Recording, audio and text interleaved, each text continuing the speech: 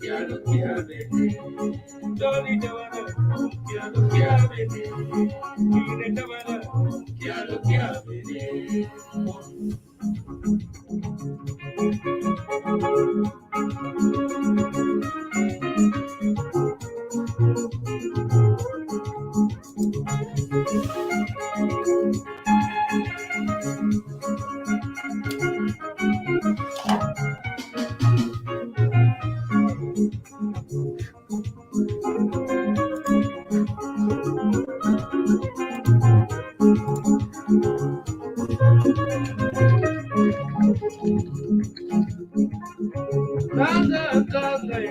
Yekyo kulila mina mwana kanga munota barada kialo kiabene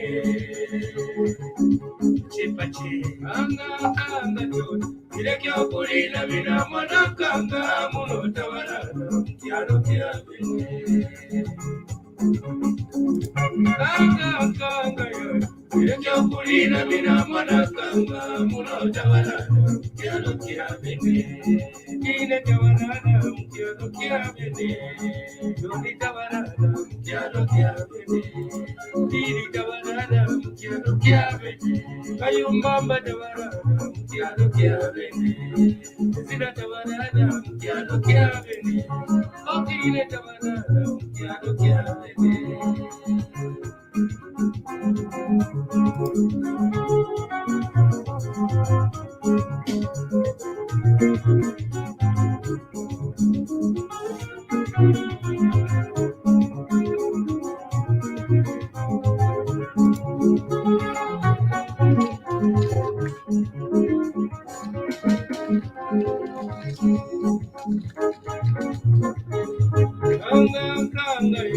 Yeka kulila mina mwana kanga munota barada kialo kiabene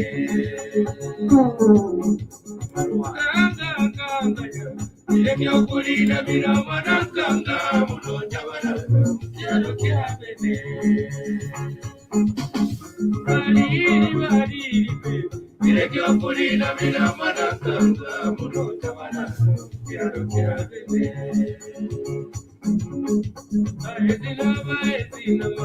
Yekyo kulila mina mwana kanga munota barada kialo kiabene kine tabarada kialo kiabene tabarada kialo kiabene kamba tabarada kialo kiabene kine tabarada kialo kiabene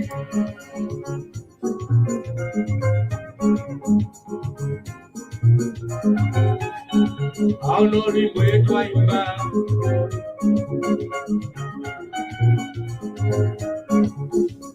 wabuyanje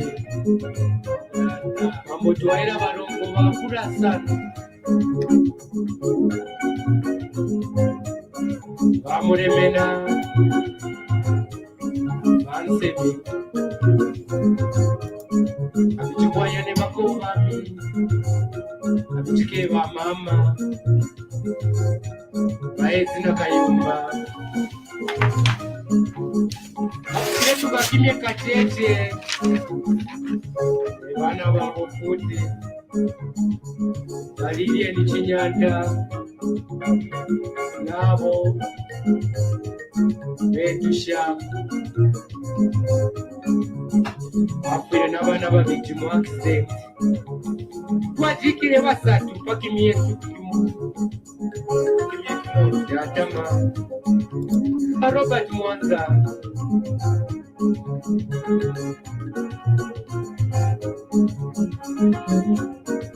mama baelisa yabulanda alufu wapata bayinga aba bantu batingurongo opeya nerufu mule balire mchiyanta wajinga wa mukazi mono wa mulume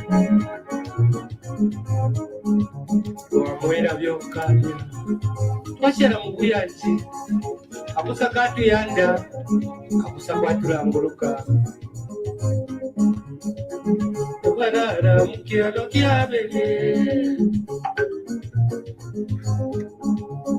otawarara mukyalo kya bene banana mukyalo kya bene bakine banana mukyalo kya bene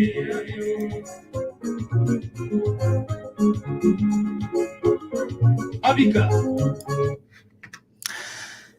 Good evening, Chuempala. Good evening, Zambia. Good evening, world. Today, on the Facebook page of President Hakainde Hichilema, he's just announced to the nation of the passing of former president of our republic, Arabi IV, who passed away today, 11 March 2022. The announcing of the passing of President Rupiah Banda was also confirmed by Rupiah Banda's son, by President Rupiah Banda's son, Andrew Banda. And so the nation is in shock. The nation is in mourning right now. And we understand that both the government and the family are going to advise us on the next steps that are going to be taken in this during this bereavement. President Rupiah Bwezani Banda was born on 19th February 1937. He passed on today, making him about 85 years old. He was born in Gwanda, and perhaps one of the very things that are very interesting about him, having born in Gwanda, Zimbabwe, from parents from this northern Rhodesia at that time.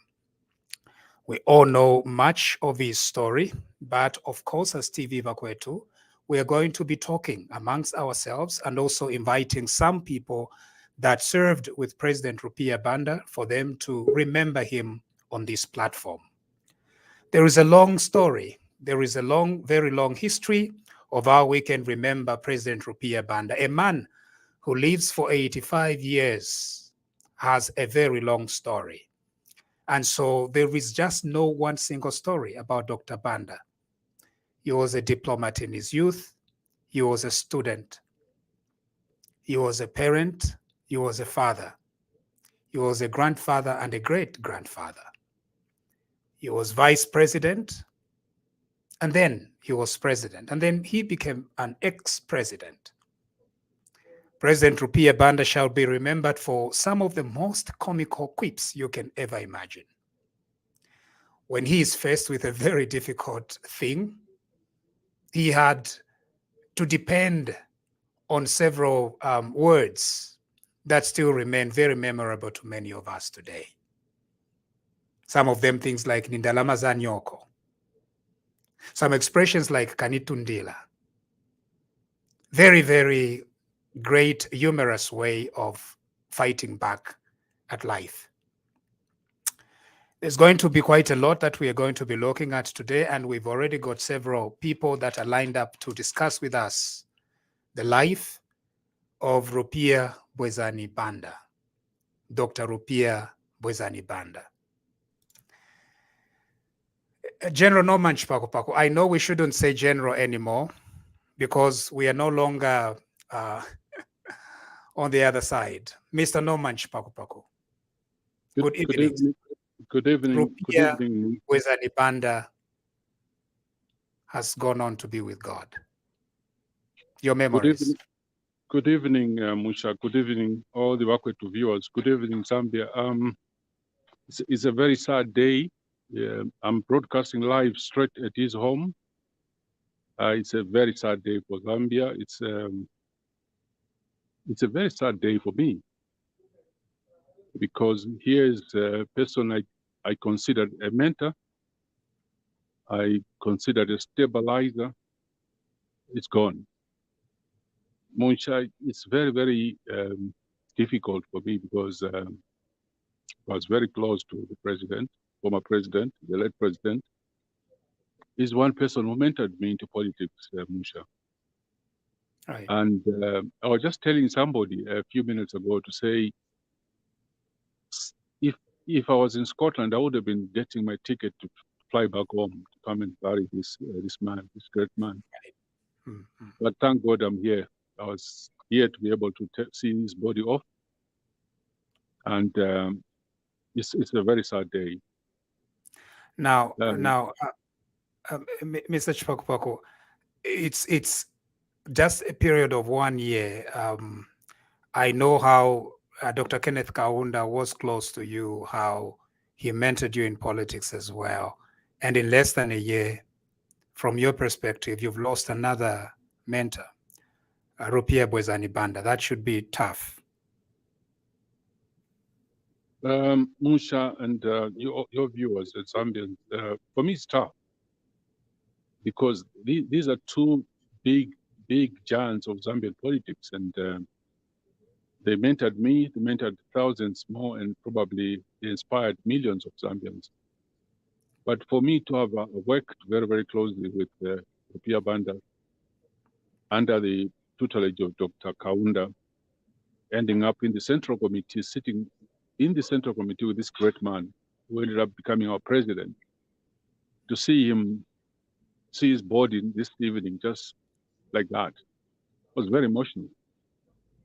And for me, it's very difficult because since I was appointed PS, we just phoned many times, but I never saw him. I never actually met him. I remember him just telling me, phoning me to congratulate me after being appointed PS, and he said, "This is the chance for you to work for your country." Right. And he said to me, "I know you're a patriot. You do your best to work for your country." Right. And this evening, to be at his house and see his body off, it's just very, it's humbling. It's very emotional. But I would say, I think the man has done his best for this country. The man he's run his race. I just pray that the family will be comforted. I'm with the family here. Most of his children are here. Right. His brother James was here. Just escorted the body, and it's difficult. It's quite difficult. But for Zambia to have lost another leader just within 1 year, it's going to be hard. Right. Now, a part of your story with the Banda family goes back to Chipata. Could you tell us a little bit about that? Musha, I was a young soldier sent to Chipata, Gonda Barracks, in the early 70s. I think in 1972 when I first met Rupiah Banda. I was a young man then, and I met the family, the mother, the late mother, the late father. And it's from that time that I knew this man. And he took me in as a son and introduced me to politics. And I learned a lot from this great diplomat he was, great politician. And since that time, there's this man I refer to as Malume, which means uncle. Right. And I've known him since the 70s, I think since 1972. I remember his parents, his mom and dad, and I remember that great place, the farm, where it was people's home. It was going to his home, you'd find hundreds of people, very generous man. He used to feed so many people. And here I am now, I think preparing to go back to the family in Chipata, depending on where he's going to be buried. Just go and look at his father's grave and look at his mom's grave and say, thank you for this great man. This great freedom fighter, and I think great leader as well in his own way. Very, very sad. Now, Mr. Chipakupaku, you are now serving our country. You are permanent secretary at the Ministry of Defense. And President Rupiah Banda himself used to be a president of the country. How do you see the Zambian defense establishment mourning their former commander-in-chief? Musha, just it's a privilege to have been here at his house to basically get instructions from the secretary to the cabinet, who gave me the authority to take the body. Basically, the military has taken over the body tonight. And it was such a privilege to do that on behalf of the secretary to the cabinet. I had to give the instructions to the army personnel who came to pick the body. It was such a privilege. It's such a privilege. I can say now the board is in the hands of the military, in the hands of the state. And I think we are preparing, because the president has already announced officially, we should be preparing to get into a period of national mourning, which will be announced by the president. And the defense forces, I think I can speak as PS, will prepare everything to give this man a presidential burial, and depending on what the commander-in-chief will say. But as the defense forces will do what we do best, is to give him a decent burial, a decent ceremonial burial as a former commander-in-chief. Now, PS Chipako, tomorrow is Youth Day, and it feels almost like a passing on of the baton, where President Rupiah Banda passes on a day before the Youth Day. Any messages for the youths? I think, I thought I was resting, but I've just, by 5 o'clock, I got my card that I should be at the Youth Day celebrations. Tomorrow I will go. I hope I will be able to meet some of the youths to remind them that generation of the freedom fighters is going, that they should not forget them, that they should thank them for the peace which this country is currently enjoying. I mean, let's look at the role this man played during the transition after the elections last year. Right. And perhaps that is a story we'll need to delve in much later, and historians watched that time, right? Yeah. Yeah, I think the young Zambians, the youth of Zambia, they should all remember the role he played, the many roles he played, but most important role is the role he played to make sure that we had a smooth transition on the 24th of August last year. He played his part. He played his part as a statesman, and I think that's one of the many things we should remember him for. Thank you very much, PS Chipako. Tomorrow is Youth Day, and sometimes our youths sometimes may forget that, in actual fact, old people like the 85-year-old departed former president was once a youth, and they dedicated their time, their youth, to helping to contribute to this country. And so during this Youth Day, this very, very mournful Youth Day, we are going to be remembering all these former youths.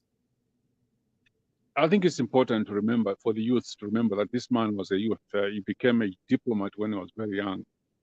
He became a cabinet minister when he was very, very young. And it simply means our youths have a big challenge to follow the footsteps of the great people like Rupiah Banda, people like Vijay, who are still alive. That even if you are a youth, you can still play your role and contribute to your country. And I think Uncle Arabi did just that. Thank you. Do you have any concluding remarks? I think for me, Musha, this is a privilege to come back to Bakwetu and announce bad news about the passing on of my own uncle and the former president of this republic. I just want to say thank you to all the people who supported us during the elections last year, and for all those who sent the messages congratulating me to be after my appointment as PS.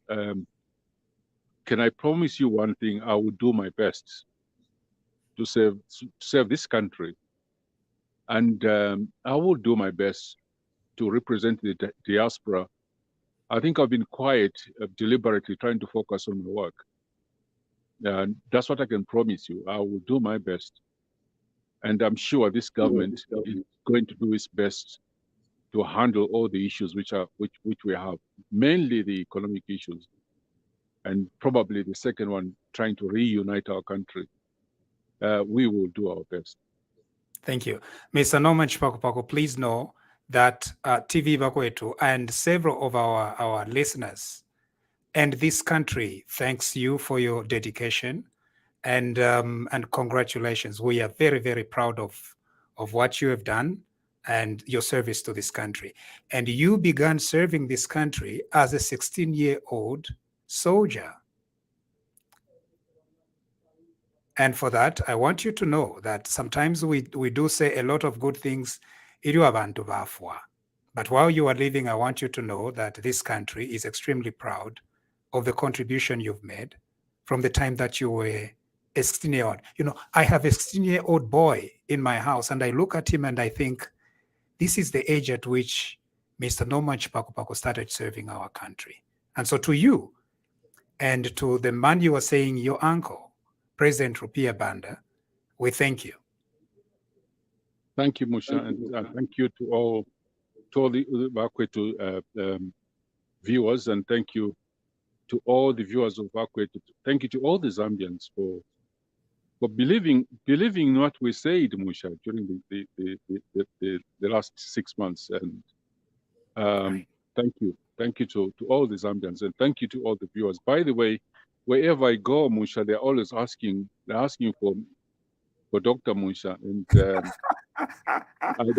times I don't know what to say. Even this evening, I stopped over after work. I was having a cup of tea somewhere, and somebody said, "Where's Dr. Musha, Elias Musha?" I said, "I think he's somewhere in Canada." And so that's exactly what happens to me when I am in Lusaka or in Chingola, Solwezi. I meet people and they ask me about you. So mama nabantu ba mulomwaini nga bamona imwe banjipsha palini nga bamona ine, they want to know where you are, but I always tell them that you are busy serving our country, and for that we are extremely proud. Thank you so much, Musha. Thank you, and keep up the good work. The team at Bakwe, to please keep up the good work. Remember, we have a job to do to deliver some of the promises, if not all the promises we made. We still have a big job to reunite our country. And remember, Zambians, we still have a job to rebuild our economy. So I think TV Bakwe, that's the task which you have ahead of you, to help us to reunite our country and rebuild our economy. I think that's the task we have. The campaign is over. This is time to rebuild. Thank you. Thank you, PS Chipakupako. Please convey our sincere condolences to First Lady Thandiwe Banda and to the rest of the family, the children, and we'll continue mourning and remembering Dr. Rupiah Bwezani Banda. Thank you so much, Musha, from the late President's house. I'll just say good night to all of you, and God bless. Thank you. Thank you very much. And so, our dear viewers, that's PS Norman Chipakupako, who is at the home of President Rupiah Banda, who passed away this evening, Zambian time, this afternoon, Alberta time. May his soul rest in peace. We continue remembering Rupiah Bwezani Banda. Mr. Kanika. Yes, Mamuj. Rupiah Bwezani Banda, your memories. Yeah, I think first to start with, Mamuj, I think it's a very sad day, actually, sad evening for the country. And it's like the former president was waiting for the president to address parliament, then he says goodbye. And it's sad that the president went even yesterday there to visit him and check on him. Then today he hears that he has passed on, and it is something that has touched me very, very bad.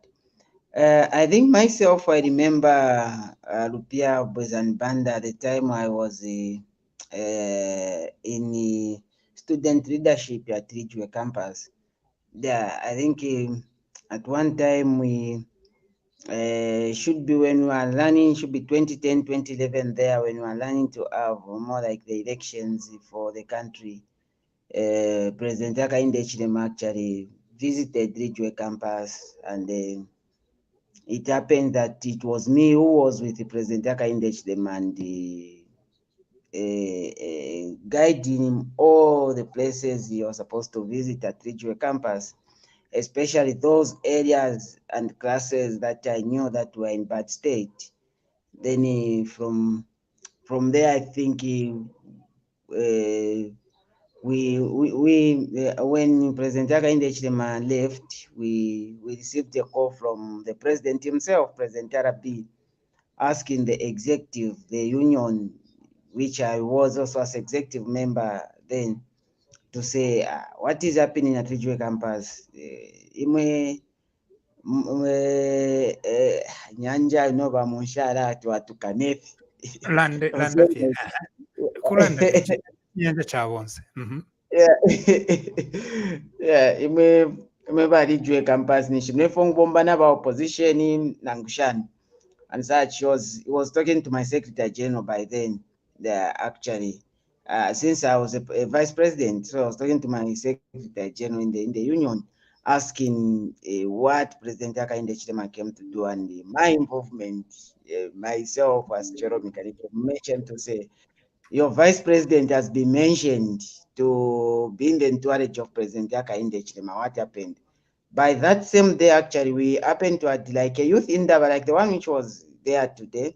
We had a youth indaba and we were invited. So after my secretary general talked to him very, very nicely in a well and calm way, instead of him getting upset, I know if it was the other president, it was my my suspension would have reached there and then. But Arabi just have to say,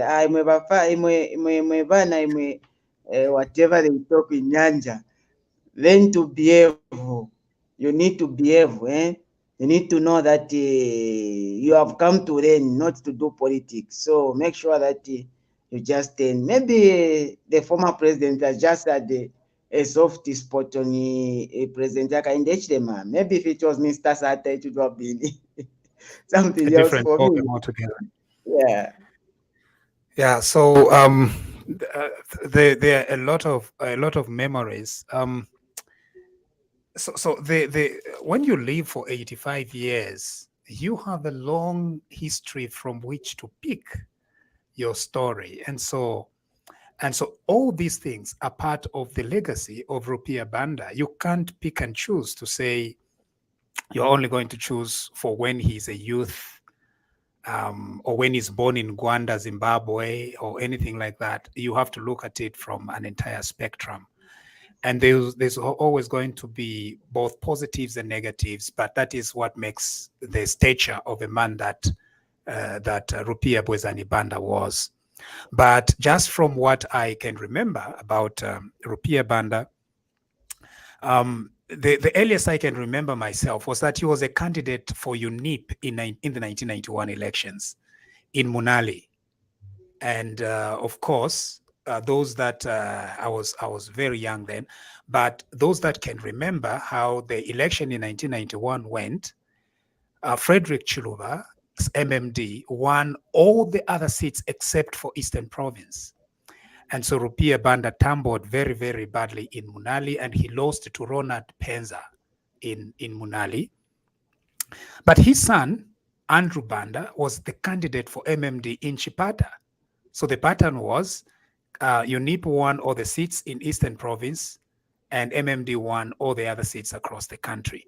Andrew Banda. So that's how I knew Rupiah Banda and Andrew Banda. Andrew Banda, the son, was part of the MMD and lost in Chipata Central constituency. I think shortly after that, he then retired from active politics for many years. They still, of course, tried to put UNIP together, but eventually he retired. But in 2000, in the year 2000 and 2001 particularly, there are several forces that happened, several things that made Levi Mwanawasa to go and try to search for Rupiah Banda after he had well retired and settled in the village, Komushi. And so the story of Rupiah Banda is incomplete without looking at how Levi Mwanawasa's presidency played out. And so I want to talk a little bit about the Levi Mwanawasa presidency. Mwanawasa came into power with a lot of illegitimacy surrounding him. Lots of illegitimacy. the election in 2001 was widely believed to have been stolen from Anderson Mazoka. And in fact, Mwanawasa himself won by a very small margin, very small margin. And so he wanted to be legitimate, and so he tried to bring in as many people to support him as possible. But the problem with the Levi Mwanawasa presidency was, so he had issues with the UPND, and then he had issues within the MMD itself. There were several people who believed that he was not a legitimate guy. He had issues with the opposition, Michael Sata and several other people. And then he is believed to have uttered some words against the Bembas, like something like that. And so that made him then to seek out a Bemba vice president, Dr. Nevas Mumba, who became vice president under President Levi Mwanawasa. And then, of course, Dr. Nevas Mumba did his service, and then President Levi Mwanawasa went for Lupando Mwape, selected President Lupando Mwape as vice president. And then, surprisingly, Vice President Lupando Mwape lost a seat in Kasama to PF. Imagine, in the 2006 elections, an entire vice president loses. At that time, I think Levi Mwanawasa stopped quoting the Bemba votes. He just said, I will not concentrate on Bembas. Bembas, we are done.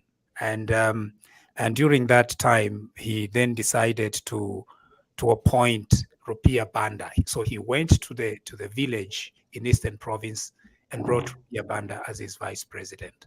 Do you have any memories of that? Yeah. Or you were still a baby? No. Actually, I did happen to vote in 2006. The only election which I didn't vote should be about 2001, if I'm not mistaken. But 2006, I voted. Yeah. So yes, I have some memories over the coming in of Rupiah Banda as a vice president, though there's some agreement that we hear, but we don't know how true is that the President Mwanawasa offered to say, if I win Eastern Province as a president, I'll give someone from Eastern as a vice president. So I think that's maybe what happened, but I don't know how true that is. So yeah, I still remember. But the thing is, if Lupando Mwape had won in Kasama, I think that was Lukasha. Was that Lukasha? If Lupando Mwape had won in Kasama, he would have continued him, I think. But it's true that Rupiah Banda played a huge role.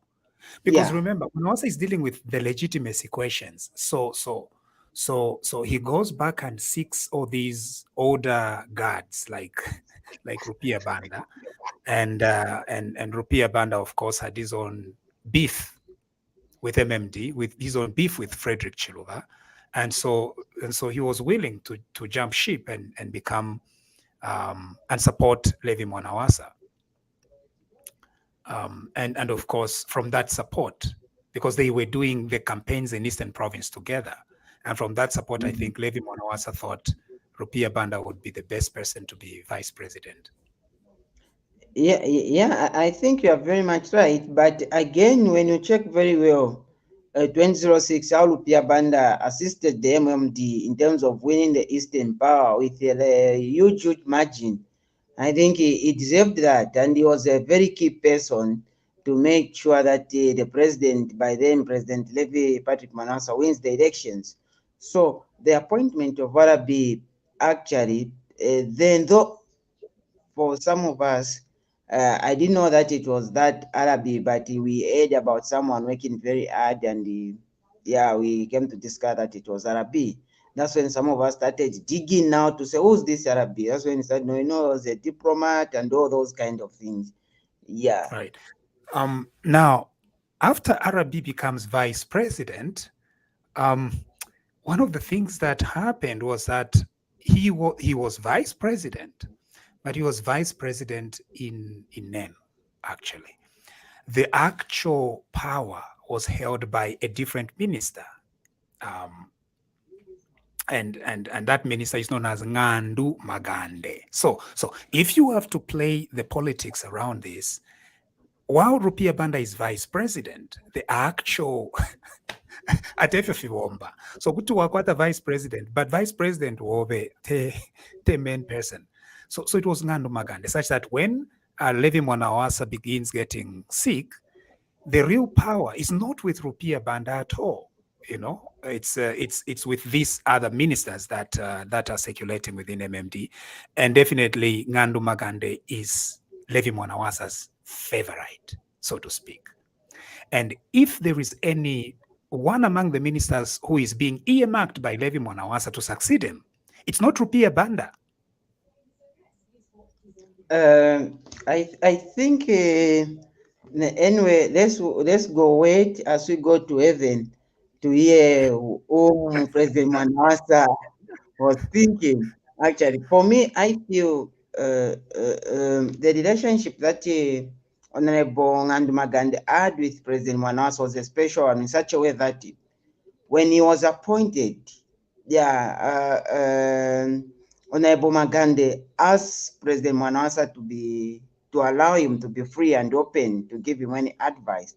So in that way, that didn't mean that he got maybe the authority or got the vice presidency. No. You see, no wonder President Mwanawasa had to put Magande was an extremely powerful cabinet minister in the post 2006. Because he negotiated his appointment very well. No. Okay, there is the thing of negotiating and everything else, and then there is the actual deployment of power. So because no matter how much you negotiate, if at the actual implementation you are being sidelined, you can be very easily sidelined. But Ngandu Magande was the most influential of all the ministers, right? Now I'll come to that. When Rupiah Banda, when Levi Mwanawasa dies, there is then a stalemate in MMD. Who is going to be the candidate? And I think Rupiah Banda played it very well. And he, as vice president, of course, he became an acting president. And as an acting president, it was easy for him to run in that by-election and won in his own right. Isn't it? I think on that one, maybe since we are in this process of now talking about issues of RB, I think definitely we need to talk what happened during the time for who should succeed Mwanawasa. But one thing which I can say is Ngandu Magande also mentioned about what really transpired in that period of time. But though it will be good to read. Okay, so now Rupiah Banda wins in 2008 in what, and the famous clip of Michael Sata walking up to the journalists and telling them, and very angry at journalists, to say, how can Rupiah Banda, I have won. It is not Rupiah Banda that has won. You are the journalists, go ask them. Yeah, you are the journalists, go and ask them. But Rupiah Banda clearly won that 2008 election. The politics had changed. So now I can see Phil Pungonga is saying that Munsha Arabi took over from Kavindele as vice president. I think Phil is a little bit mistaken. Phil, Mwanawasa's vice presidents were Kavindele, who was a holdover from Frederick Chiluba. So Frederick Chiluba's vice president in the year 2000 was Kavindele. In 2000 or 2001, Kavindele. When Mwanawasa took over as president, he maintained Kavindele as vice president. Then a few months down the line, Mwanawasa felt like he needed Bembas. And because he needed that, then he went for Nevas Mumba, who at that time was a firebrand against corruption. So he became vice president of the nation. And then, of course, they had a fallout between Dr. Mumba and Dr. Levi Mwanawasa. And then Levi Mwanawasa appointed a Northern Province deputy minister known as Lupando Mwape to become vice president. So Lupando Mwape was appointed to become vice president. Lupando Mwape then worked as vice president until the year 2006, when Lupando Mwape lost his seat in Northern Province, in Lukasha, I believe. Lost to Elfrida Kasembele. Elfrida Kasembele, I think. That was a very disappointing defeat of a sitting vice president defeated. And that's how now, when Mwanawasa appointed the new cabinet in 2006, he brought Rupiah Banda, nominated him to parliament, and appointed him as vice president in 2006. That's a little bit of history there. But of course, another thing to know is that Mwanawasa froze the position of vice president in the party. So when Lupando Mwape was vice president of the country, he was not vice president of the party because they decided to freeze it. Because when they were trying to go to the convention, it was very heavily contested. Nevas Momba, Lupando Mwape, Austin Chewe, and several other powerful bigwigs, Bemba bigwigs, who wanted to be vice president of the MMD. It did not happen. They froze it. Anyway, that's a little bit about 2008. And then, of course, in 2008, several dynamics are happening.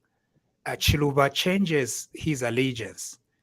In 2006, Chiluba's allegiance was with Michael Sata as a candidate. In 2008, Chiluba changes his allegiance to Rupiah Banda. That made Michael Sata very, very angry, extremely angry. That Chiluba could change his mind and support RB. Several other things as well. In 2008, the Mwanawasa loyalists as well, they are angry with RB, so they also regroup into the UPND. Mostly the UPND benefited from the RB, from the Levi Mwanawasa loyalists who had been sidelined by Rupiah Banda. And such that by the time the election in 2011 is coming, several forces are fighting against RB, and he could not survive it. Do you remember 2011? Yeah, I think Bamushani check very well. As for me, my first time actually to vote, if I'm not mistaken, was 2006, and 2006, I think I voted for UPND. I don't know if it was Mazoka then or it was Hichilema, but it should be Mazoka. Then in 2006, it was Hichilema.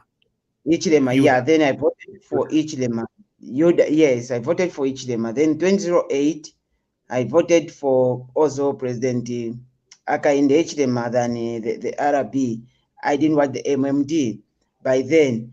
Then 2011, there we just said whatever, though we knew that it would be very tough, especially for UPND to do a very good job, but some of us, we had to stick to UPND because I knew what HH was. HH was coming up with the solutions to all the problems that we were trying to see, but that was so toxic. Yeah. So as President, Rupiah Banda presides over the country from 2008 to 2011, and he did not hide his support for Frederick Chiluba. He, of course, had a disdain for Michael Sata. But then he, I think, mishandles the Lozi uprising in Mongu, and he did it very, very late in about 2011. He sends police to Mongu, and there is a shooting in Mongu. And so Rupiah Banda did not play that very well. And if we look back at his legacy, that would be one of the things, I think, that were responsible for him losing. Okay. Council, I think, yeah, my wife, she's working, so let me I'm in with the kids, and I am with one of the boys has woken up. Oh, Thank you. Thank you. We continue remembering the life of Rupiah Bwezani Banda. And the 2011 election, the other thing that characterized it was what Zambians believed to have been extravagance. But when we look back, actually, the 2008 to 2011 are one of the best times really for Zambia in terms of the economy. I think Ngandu Magande and Mwanawasa and Stumbeko Msokotwane and the Rupiah Banda really worked very hard to help our country from 2008 to 2011. We look back and I think it was one of the best economic times. But the challenge was that Zambians were not feeling it. It appeared like they were not really benefiting as yet. But I think 2008 and 2011 were very good years for the Zambian economy, its integrity, its structure. And Rupiah Banda should be credited with that, with creating that in 2008 to 2011. Of course, the perception that he was corrupt, the song that Sata used to sing about, the regrouping of the forces, be it the Levi Mwanawasa loyalists who abandoned the MMD, or the Michael Sata issues with Frederick Chiluba. And of course, Michael Sata being a very shrewd politician who would use the Bemba vote and also urban populism to rise against the MMD. And also, I think the miscalculation on Barotseland, Rupiah Banda's miscalculation on Barotseland, because then it gave an ammunition to Michael Sata to go to Barotseland. Nokia beba to Rupiah Banda le mi shoota le mi paya.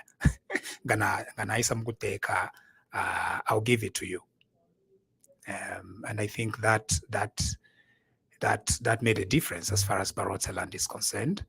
And the fact that Sata also created another alliance now, an alliance between himself, his political party, which was Bemba predominantly, with the Barotseland party, which brought Mrs. Inonge Wina into PF, and even given Lubinda himself into PF. And so those are the forces that rose against Rupiah Banda, and it was too much to resist. And it was a little bit too much to resist. And that is what happened in 2011. And then, of course, in 2011, after President Rupiah Banda loses that election in 2012, 2013, the MMD, his political party, goes to an election and elects Dr. Nevas Mumba as president of the MMD. And so post 2011, the legacy also continues to be a little bit mixed between, has President Rupiah Banda retired fully, or is he still interested in coming back? And indeed, he was interested. But I think the theme of our discussion of Rupiah Banda's life is from the slogan he used in 2011. And the slogan was "A president for all Zambians." I think if there is any slogan that we look back and feel very much connected to, it was that slogan, "A president for all Zambians." So as a former vice president, Rupiah Banda is part of very few group, a very exclusive group of former vice presidents. And so today we are joined by former vice president and former member of this group, a member of this exclusive group of former vice presidents, Dr. Nevas Mumba. Good evening, Dr. Mumba. Good evening, And how are you? I'm so sorry that my picture looks a little bit Chinsalian, but I'm sure we'll get past this. We'll get past Thank this. you. One day I'll be just like you. Yes, sir. No, it is me who will one day be just like you. Panto, things don't go backwards. Fear. They don't go backwards, they go forward. You are being kind. Thank you. Dr. Mumba, President Rupiah Banda was vice president. You are former vice president. Your group is losing its members. How do you remember President Rupiah Banda? Well, first of all, let me start by again expressing our deepest condolences to the Banda family, to the former First Lady, Madam Tandiwe Banda, his children and friends, and he had many friends. I think this is a very, very difficult day for many, many people because President Banda is one of those people that many political leaders in this country have a story to tell about how they have either interacted with him, what they have learned from him, either through his statements or just his life, which is phenomenal. Let me start by saying that I think that losing President Rupiah Banda reminds us of a fading generation of those leaders, political leaders, whose understanding of public service was very, very different from the current understanding of public service by many. Look at President Rupiah Banda himself, the late. He started his, all he knew and he has known all his life is to serve his nation. Together with Dr. Kaunda and the others, they shaped the very country that we now call home. They lived all their lives to do this. There's nothing else. Of course, they would have done business here and there, but the overall commitment of President Rupiah Banda and his team was to give us a nation, and we do have a nation. At 27 years old, I'm sure you know that he became ambassador to Egypt, very, very young age. I'm talking about dedication from a very young age. At 30 years old, I think he became ambassador to Washington. And now that is phenomenal. I mean, you know, those are very, you know, early ages. 74, he went to New York as UN ambassador for Zambia, then came back home in 75 and became the foreign affairs minister. One thing many people do not know is that President Rupiah Banda is about the only Zambian that has ruled two countries in his lifetime. He was president of Zambia, but prior to that, he was also the president of the UN Council on Namibia when, you know, South Africa was pushed away and its legitimacy over Namibia was questioned. President Rupiah Banda acted as president of Namibia, an interesting phenomenon. So all we can say is that we are talking about the demise of a man who was an institutional memory. That is why if those of you that have sat with President Rupiah Banda, you sit with him for 1 hour, it's like you've been to a university about everything from diplomacy to politics to history of how, you know, our independence was observed. So we thank God for the moments that God gave us with him, and we can only pray that those virtues that made them what they were as they shaped this country can be seen in this current generation.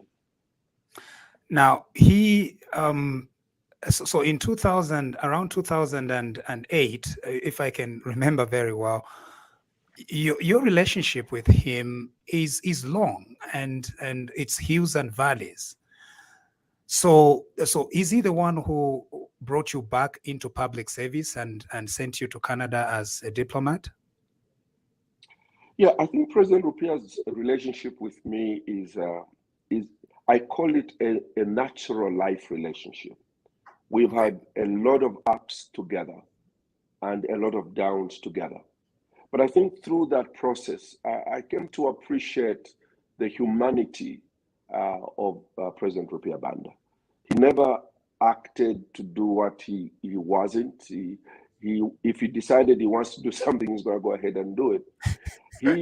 He's the one who told me in 2008, after President Mwanawasa died, I had already left, government because I'd been, vice president at that time, and then I was relieved of my duties by Mwanawasa.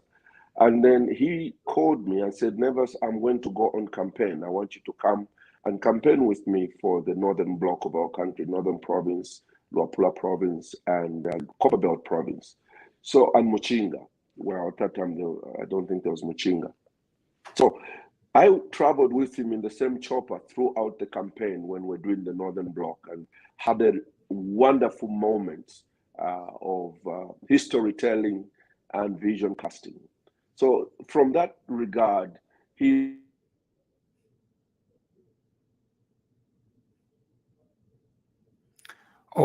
I think. Oh, yeah. Okay. Thank you. You're back, Mr. Vice President. Yeah. Yeah. So I was saying he brought me back into public office.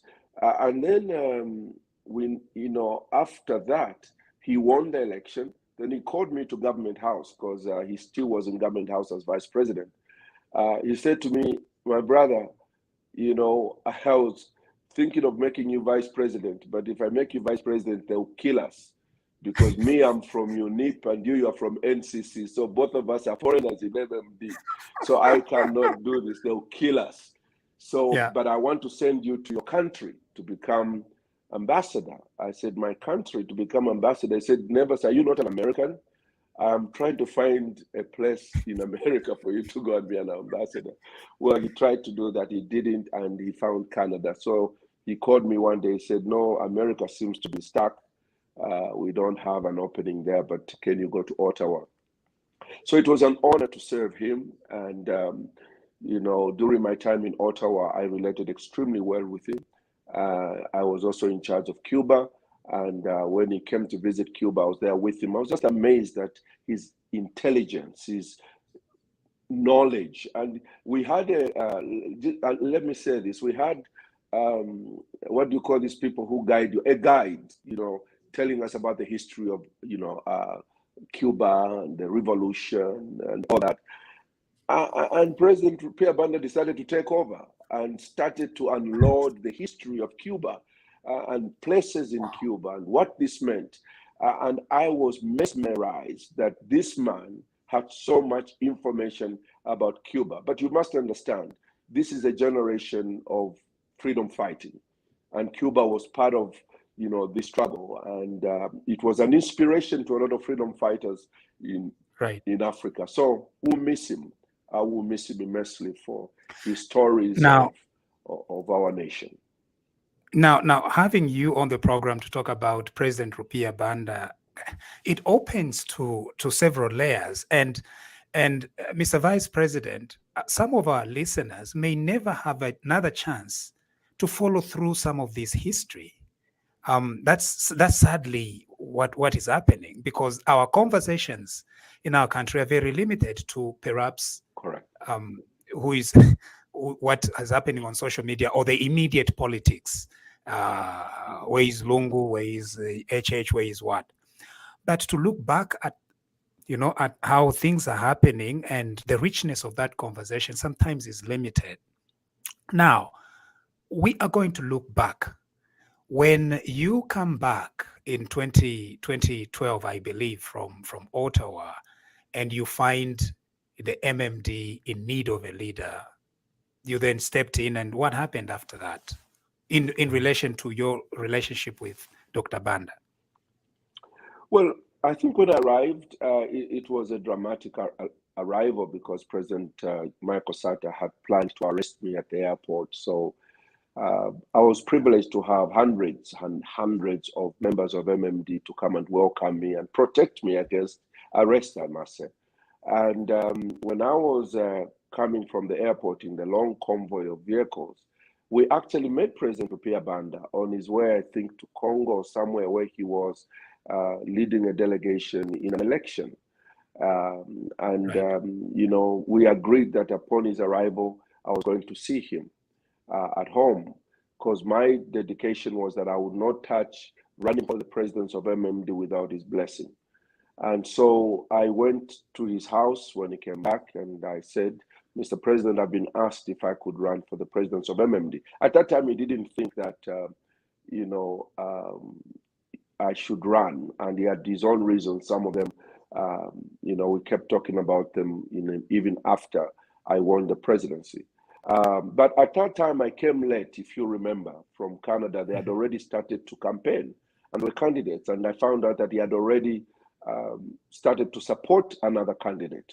So it was very difficult for him to change from one candidate to the other. I think he was concerned about his own morality and integrity of switching the candidate that he was supporting. So he told me that, look, if it is possible for you to just be a NEC member, we'll support you and stuff. But, somehow we agreed that if I really felt that I should run, I should run. But when I won the presidency of MMD, he was there at Mulongoshi Conference Center.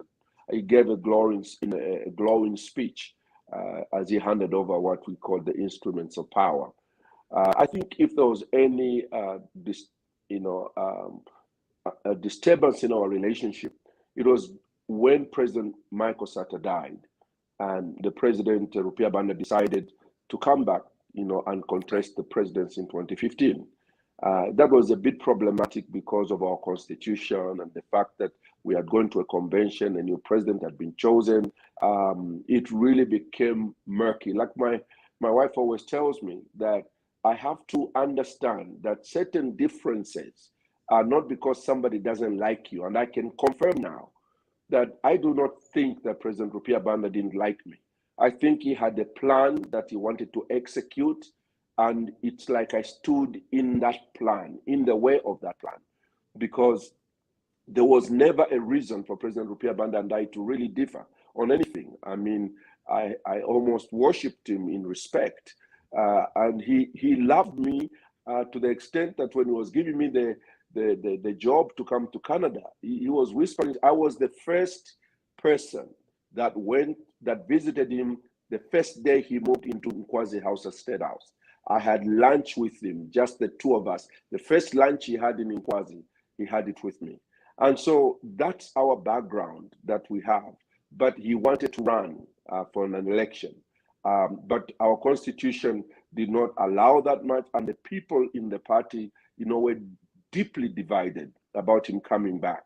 And that really was the beginning of what other people call a disagreement. But I want to close it up by saying that, yes, it was a terrible time because, he was like my elder brother who gave me what I had, the opportunity to be in Canada and meet with you, Mr. Munshia, when I came to Canada and talk with you.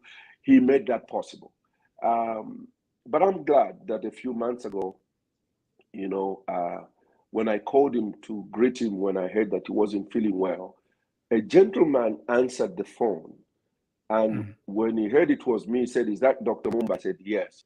Then he said to me, "No, it's not possible for you to speak to the president. He's busy with the doctors and it's a bad time, but we'll call you back." I heard the voice in the backyard, in the backyard of the conversation of President Rupiah Banda in a weak voice saying, "If it's Dr. Mumba, please give me the phone." So he got the phone in the middle of those doctors. And I said, "Mr. President, I've heard that you're not feeling very well. I have called to just let you know we are all praying and standing in faith with you." And I said several other words. He said to me, "Dr. Mumba, I'm glad you've called me. We've had some rough days behind us, but it's time to put it all behind us and let us forge forward and build our country together." And to me, my eyes started to tear because I never thought I would hear those words from President Rupiah Banda, and yet he said them. And so I said to him, "You are more than a brother to me. You are a father to me. And may God keep you. And thank you for the words of reassurance that you've given to me." So to me, I am touched by his death today, but I know that he's gone with a free heart. At least as far as I'm concerned, we cleaned our books, and I salute him as a man for this country that has dedicated almost all his life to giving us the Zambia we currently enjoy. Mr. Vice President, what role do you think he played in that meeting, the famous, I don't know what we can call it, the famous Lungu HH meeting, when he brought the two sides? Well, they have kept the content of that meeting, close to their hearts, both President Lungu and President Hichilema. I mean, I've had many sessions with President Hichilema, but he's never opened up on that meeting, and it's really not important. It's for them. But I can tell that, just listen to President Hichilema, that that meeting was extremely crucial to bring President Lungu, who was very uncertain about his future. You must understand that the relationship that existed, or a lack of relationship between President ECL and HH, was very worrying, even in the last regime. I mean, there was really no space for camaraderie. And now, the man was jailed for 127 days for a case we considered flimsy, is now president. So there was a lot of fear that this thing was going to be a very rough ride. And President Rupiah Banda recognized that and realized that, the ball was now in his corner. He was the only one around who could fix that. And so he caught both of them, and both of them respected his seniority and place in Zambian politics. They went to his house, and when they left the house, if you remember, there were smiles on President Lungu's face, smile on President Hakainde's face. And just that, I think, has contributed to some of the peace that we're experiencing now in this transition. I can, say that confidently, because I think that was an extremely important meeting. Tomorrow is Youth And Day. I don't know, Elas, I don't know whether there was any other person that could have made that meeting possible. That's how critical his role was. Tomorrow is Youth Day.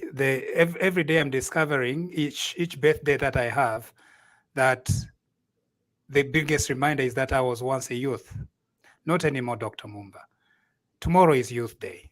Today we've lost Dr. Rupiah Banda at 85. Tomorrow is Youth Day. Any messages for the youth? Yeah, I think it comes at a time when we're celebrating a life that dedicated itself to the creation of our nation and the sustenance of our nation, where public service was really public service. I think to the younger generation, there are certain virtues we should really learn from this passing generation.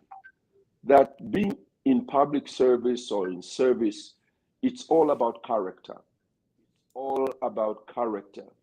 And if you have character, you can survive many things and many seasons. So I would like to say to the young people, there are certain things that have brought us this far. It's hard work, character, and also being sure about who you are. And those of us with a church background, we encourage young people, in order to deal with the hopelessness that is now invading our country. If you are aware, the number of suicide cases amongst the young people is alarming in our country. And as somebody from the church, I do understand that what really creates that is a hopelessness in the hearts of young people, where they feel they don't know what they're going to do tomorrow. But having God in your life and understanding that God planted you here for a purpose, it gives you a reason to want to see tomorrow. So the young people, I encourage them to be strong in their spirituality, in their commitment to God, because that's the only way hope can come alive in your life. Secondly, to learn to work hard. Nothing comes easy. This culture of, just wanting people to give to you, that culture should be left behind in this new generation of young people. Work hard, work with your hands, work smart, work long hours in order to achieve your goal. There is a cutoff point when you can no longer be as strong as you are now. And if I were to advise you, you're a young person, use your energies right, not on useless things, but on things that are going to build your future. I don't want to go into the list of useless things, but on things that are going to help build your future. Spirituality, hard work, and character. Those three virtues are the ones that are going to make us a strong youth movement. The late President Rupiah Banda became president in his 70s, and so did President Michael Sata and so I know that, but that generation, the generation of that generation is passing on. At 85, Kenneth Kaunda was 95, or was it 95? And so very, very full lives, I believe. And sometimes our generation does not recognize the kind of contribution from our people. So I think Zambia greatly appreciates you, Dr. Nevas Mumba, and thank you for your dedication to this country. And I know that you are still young in that way. And if anything comes up, you should be ready to serve, isn't it? Well, look, at the end of the day, my life has been in public service. If I include my 40 years in church ministry, then which you started as a 25 youth, years, by the way, right? I became a pastor at the age of 22. That's when I became a pastor. I became an elder in Maranatha Assemblies of God at 19 years old. So all I've known are the words of the church and preaching and public service in politics, where I have been 25 years in politics. And I'm grateful to God that He's given me a burden for my country. And that's why I run around with the passion of Zambia shall be saved. And it comes from the day.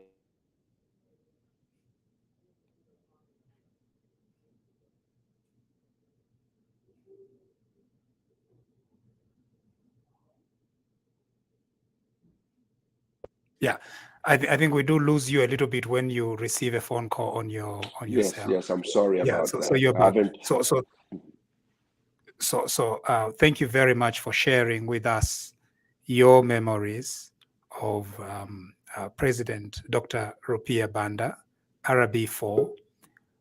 Thank you very much for joining us, Dr. Mumba. We appreciate you. We appreciate your story and your memories of President Rupiah Banda.